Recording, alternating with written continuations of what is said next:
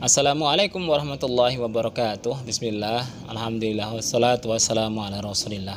Teman-teman yang semoga senantiasa dirahmati, selalu dalam lindungan Allah Subhanahu wa taala dimanapun berada. Teman-teman, disclaimer dulu ya, ini adalah video opini saya sendiri, tidak bermaksud untuk memecah belah. Jika teman-teman setuju, alhamdulillah. Jika tidak setuju, ya silakan komentar di kolom komentar yang saya buka. Ya, kali ini saya membahas tentang mazhab, bermazhab atau tidak bermazhab. Dari apa yang saya tahu, bermazhab artinya mengambil salah satu mazhab atau pendapat dari imam yang empat. Kalau tidak Imam Abu Hanifah, ya Imam Malik, Imam As-Syafi'i, Imam Ahmad bin Hambal. Itu saja ya.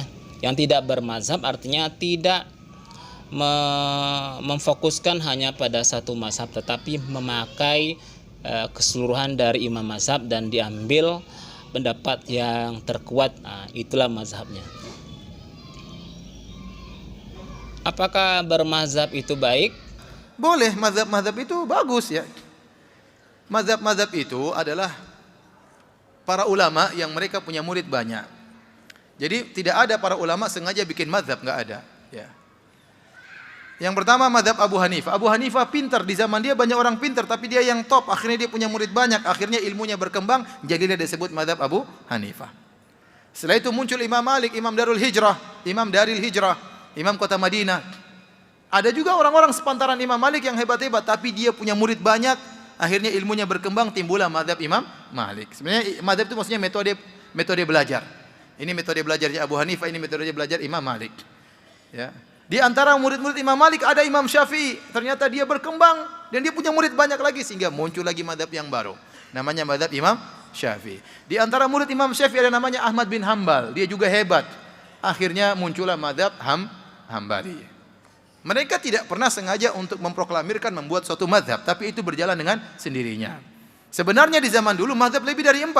Ada mazhab Ishaq bin Rahawai, ada mazhab Sufyan Ats-Tsauri, ada mazhab Abu Thawr. Ya, tetapi mazhab-mazhab tersebut hilang. Kenapa? Karena tidak ada murid-muridnya yang meneruskan ilmu mereka. Tetapi secara pendapat masih termaktub dalam buku-buku fikih. Demikian juga termaktub dalam, sering disebutkan oleh Abu Isa At-Tirmidzi. Dan ini pendapat fulan disebutin. Tetapi secara mazhab sudah tidak ada karena tidak ada murid-murid yang meneruskan. Jadi bermazhab itu boleh. Anda belajar agama melalui metodenya Imam Syafi'i, silakan, tidak apa-apa. Yang dilarang adalah fanatik. Tentu saja ada baiknya. Kemudian ada juga kekurangannya seperti fanatik buta.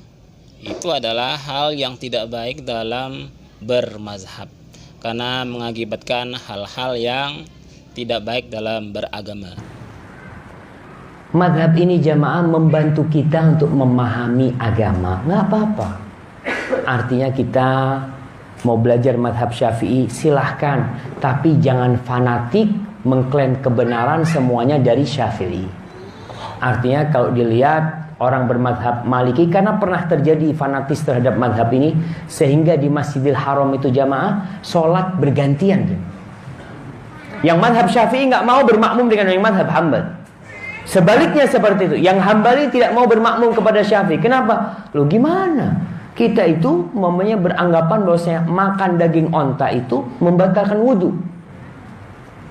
Dia beranggapan makan daging onta tidak membatalkan wudhu. Kalau imamnya habis makan daging onta kemudian sholat, menurut kita kan nggak sah dia.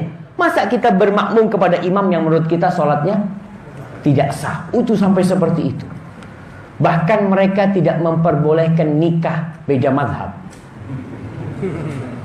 Madhabnya apa? Calonmu apa? Syafi'i. Aduh jangan, kau kan Hanafi. Jangan, kata dia. Oh iya Pak, ini mau nikah dengan wanita Nasraniyah. Oh nggak apa-apa kalau Nasraniyah, kan halal dalam Al-Quran. Ini terjadi jemaah. Maka kalau dikatakan mau belajar lewat mazhab, tafadhol, nggak ada masalah. Kau belajar lewat mazhab Syafi'i, yaitu mazhab yang ada di negeri kita. Tapi ingat, jangan menjadikan mazhab itu sebagai tolak ukur kebenaran. Artinya semua yang tidak sesuai, umpamanya ajaran tidak sesuai dengan madhab ini, oh berarti sesat. Nah, berarti udah nggak bener antum. Lalu bagaimana? Apakah bermazhab itu wajib? Ya, tidak ada kan dalil yang mewajibkan bermazhab, tapi yang mewajibkan adalah untuk mengikuti dalil yang terkuat dari Al-Quran dan As-Sunnah dengan pemahaman para salafus soleh, dengan generasi yang diridhoi Allah Subhanahu wa taala, yaitu Muhajirin dan Ansor. Itu yang ada dalilnya untuk diikuti dalam beragama. Yang paling lucunya adalah ketika seseorang bermazhab, memilih satu mazhab saja dalam pengambilan hukum, tetapi tiba-tiba dalam suatu perkara dia meninggalkan pendapat imam mazhab tersebut. Ada sebagian ustadz atau kiai yang memaksakan harus bermadzhab. Tatkala dia bicara tentang musik, mazhab semua dia buang. Kenapa? Karena seluruh mazhab mengharamkan musik. Mazhab Hanafi mengharamkan musik, mazhab Hambali mengharamkan musik, mazhab Syafi'i mengharamkan musik, mazhab Maliki mengharamkan musik. Terlebih lagi mazhab Syafi'i keras dalam masalah musik. Sampai salah seorang ulama dari mazhab Syafi'iyah, Ibnu Hajar Al-Haytami, dalam kitabnya Az-Zawajir an Iktirafil Kabair, tentang peringatan terhadap dosa-dosa besar, dia memasukkan bermain alat musik termasuk dosa besar. Nah, orang ini tatkala bicara tentang mazhab, begitu masalah musik, dia buang seluruh mazhab. Selama ini dia bilang harus bermadzhab Syafi'i, begitu masalah musik, mazhab enggak dipakai. Ya sama saja. Berarti dia juga tidak keluar dari mazhab. Terus dia suruh orang harus bermadzhab. Tatkala tidak sesuai dengan hawa nafsunya, dia keluar dari mazhab. Antum baca mazhab Syafi'i, semua mazhab Syafi'i mengatakan jenggot itu sunnah. Sudah bicara jenggot, ya sudah tidak pakai mazhab. Enggak usah jenggot, enggak apa-apa. Gimana? Semuanya bilang sunnah. Semua mazhab bilang sunnah. Teman-teman, ada juga sebagian ustadz atau kiai dari sebelah yang mempersoalkan suatu kelompok yang tidak bermazhab, atau maksudnya tidak mengambil satu mazhab saja. Nah, kalau nggak ikut mazhab memang bingung.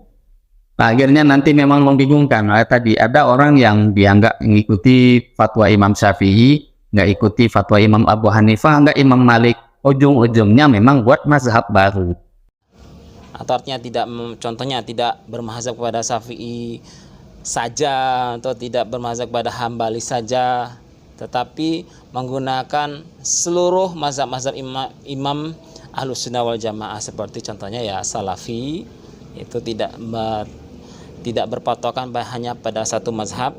Juga ada organisasi keagamaan seperti Muhammadiyah yang jelas-jelas mengatakan bahwa mereka itu tidak bermazhab, tapi mengumpulkan pendapat-pendapat yang terkuat dari imam-imam mazhab, dan itulah mazhab mereka. Di Muhammadiyah memilih untuk tidak bermadhab. Nah, tetapi di Muhammadiyah menggunakan metode tarjih. Nah, sehingga madhabnya adalah tarjih. Dan seperti inilah contoh dari ustadz atau kiai yang menyebutkan kelompok yang tidak bermazhab. Dia mengatakan dia membuat mazhab atau kami memiliki mazhab, itu kan punya syarat seperti tadi. Sudah sesuai atau belum? Sudah terpenuhi atau tidak mazhab yang Anda dirikan itu dengan kriteria-kriteria orang yang boleh membuat mazhab. Nah, hafal Qur'annya bagaimana, pemahaman hadisnya bagaimana, nasakh mansukhnya bagaimana, kemudian ilmu fikih, usul fikihnya, kemudian nahwunya, sorofnya. Lah, baca kitab aja, serak itu huruf-hurufnya. Kok ngaku mujtahid, itu kan hal-hal yang betul-betul yang menggelikan di zaman ini. Dan teman-teman, sebenarnya apa kelemahan dari hanya menggunakan satu mazhab saja sebagai pengambilan hukum? Ini dijelaskan oleh Ustadz Mujiman. Beliau adalah Ustadz dari organisasi Muhammadiyah. Berikut penjelasannya. Kuat. Nah, maka mazhabnya Muhammadiyah, kalau ada yang tanya, maka mazhabnya mazhab tarjih, memilih pendapat yang kuat. Di satu pendapat ada yang menggunakan madhab Syafi'i, di pendapat yang lain ada yang menggunakan madhab Hambali, pada sisi yang lain ada yang menggunakan madhab Hanafi, dan pada kesempatan yang lain ada yang menggunakan madhab Maliki.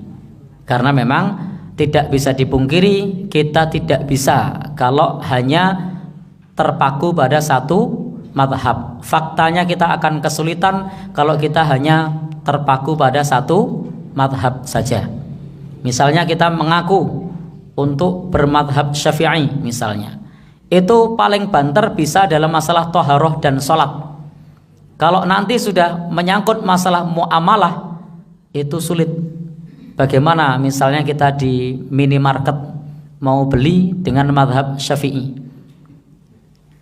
beli tanya harganya dulu, sepakat deal, baru bayar pakai ijab kabul. Saya beli, saya jual. Kasirnya meneng wae. Bisa enggak? Nggak bisa kan? Ambil dulu baru bayar kan? Bukan bayar dulu baru ambil. Beli bakso, tanya harganya dulu. Baksonya berapa? 10.000. Glinding-glindingi berapa? Telu, mbok tambahi siji. Oh iya, sudah ditambahi. Ini saya bayar, saya terima.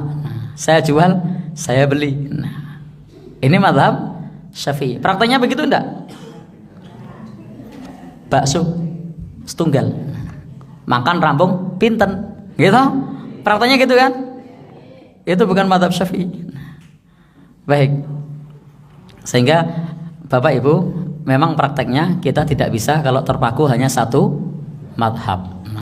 Nah, kita bisa ambil kesimpulan ya, sebenarnya bermazhab silahkan, tidak bermazhab artinya tidak hanya berpatokan pada satu mazhab saja, tapi mengumpulkan pendapat-pendapat dari mazhab dan diambil yang pendapat yang terkuat sebagai pedoman dalam beragama. Itu pun tidak ada masalah ya teman-teman, karena tidak ada kewajiban kita untuk mengambil hanya satu mazhab, karena imam mazhab yang kita ketahui adalah empat imam mazhab yang masyhur di kalangan Ahlus Sunnah wal Jamaah: Imam Abu Hanifah, Imam Malik, Imam Syafi'i, dan Imam Ahmad bin Hanbal. Teman-teman, ya ini adalah opini pribadi saya ya teman-teman. Silakan setuju ataupun tidak setuju, silahkan. Semoga video ini bermanfaat. Terima kasih sudah menyaksikan. Sampai jumpa. Assalamualaikum warahmatullahi wabarakatuh.